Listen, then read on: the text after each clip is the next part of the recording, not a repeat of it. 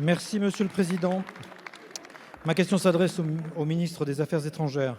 Monsieur le ministre, la démocratie dans le monde est menacée. La démocratie telle que nous la défendons, avec la voix de la France, dans l'Europe et dans le monde. Nous l'avons vu la semaine dernière en Birmanie, nous le voyons depuis quelques semaines en Russie et également dans d'autres pays plus grands. Dimanche 7 février, avant-hier, c'était la journée internationale de solidarité avec le Bélarus. Ça faisait 6 mois d'une résistance pacifique contre la spoliation des résultats de l'élection. 6 mois malgré la répression, il y a plus de prisonniers que de jours de résistance. 6 mois malgré les menaces directes et indirectes sur les familles, sur les places de travail. 6 mois malgré la pandémie. 6 mois chaque jour malgré le froid. Il est important que la France ne les oublie pas. 6 mois également que la Pologne, mais surtout la Lituanie, se montrent exemplaires. Soutien politique, soutien aux associations, accueil du comité de coordination, soutien des exilés, soutien des étudiants. La plus grande université bélarusse est aujourd'hui chez nous, à Vilnius. Ces deux pays portent la voix de la diplomatie européenne. Svetlana Tikhanovskaya nous a demandé d'être plus courageux en tant qu'Européens. Est-ce qu'être plus courageux, ce n'est pas aussi parfois dépasser nos divergences et résoudre cette crise en Européens?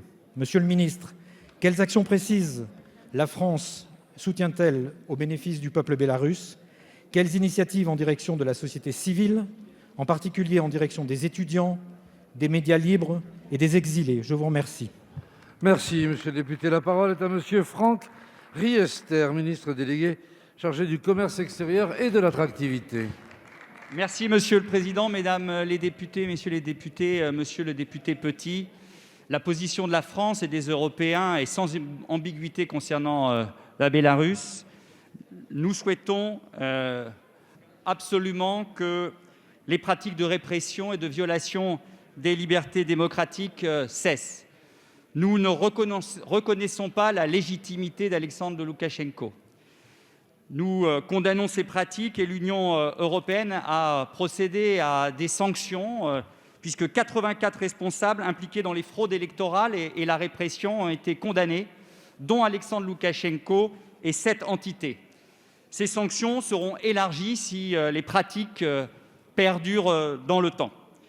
La répression exercée par le pouvoir ne peut pas continuer et nous appelons les autorités à libérer les prisonniers politiques, à faire en sorte que toutes ces répressions cessent, que les interpellations et les poursuites pénales arbitraires cessent.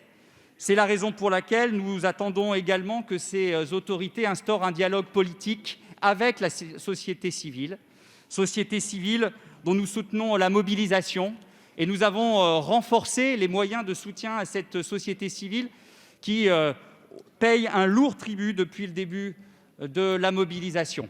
Nous avons mis des moyens financiers supplémentaires en direction des universitaires, en direction des médias libres, en direction des étudiants. Dans cette crise, la France soutiendra toute solution politique répondant aux aspirations profondes du peuple bélarusse.